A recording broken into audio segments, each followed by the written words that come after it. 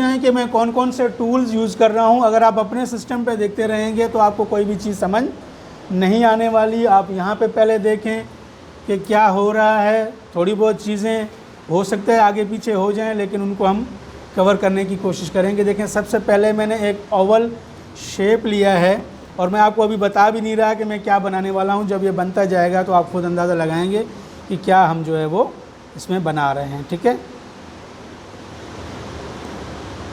मैंने एक Oval shape ले लिया और यहाँ से मैं इसकी साइज़ सेट कर देता हूँ। ठीक है, साइज़ सेट करने के बाद मैंने इसे रखा। उसके बाद देखें, ये एक कर्व टूल मैंने आपको बताया था कल, जिसमें हमने एक फ्लैग बनाया था कर्व में लहर वाला।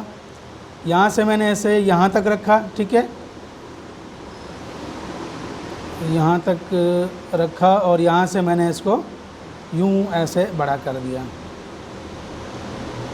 इसके साथ टच कर दिया मैंने इसको। ठीक है, टच करने के बाद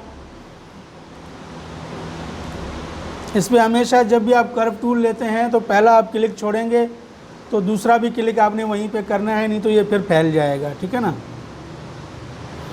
अब दोबारा मैं एक ओवल शेप ले लेता हूँ और यहाँ पे मैं देखें क्या बना रहा हूँ। एक मैंने ओवल शेप इस तरह डिज़ाइन किया और इसको मैं यहाँ पे करीब लाकर रख देता हूँ। ठीक है, दोबारा मैं एक कर्व टूल ले लेता हूँ। कर्व टूल लेने के बाद मैं यहाँ पे आया, ये लाइन मैंने यहाँ से ड्रा की बिल्कुल इसके बीच में और यहाँ पर मैंने इसको लाकर छोड़ दिया। यहाँ पर छोड़ने के बाद मैं यहाँ पे आ गया बीच में। ठीक है, मैंने इसको यहाँ से यूँ किया और यहाँ से ये दोबारा मैं इसको कर लेता हूँ।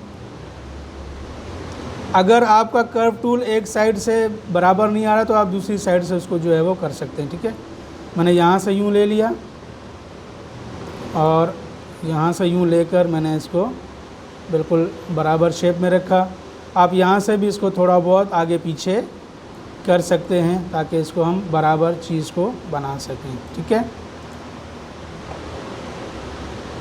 इसी कर्व टूल की मदद से जो है हम सारे काम कर रहे हैं। देखें, मैंने मज़ीद यहाँ पे इसको रखा और यहाँ से यहाँ पे ले गया थोड़ा सा और मैंने इसको यूँ जो है वो बना दिया। ठीक है, अब मैं यही कर्व टूल यहाँ से पकड़ता हूँ इसको।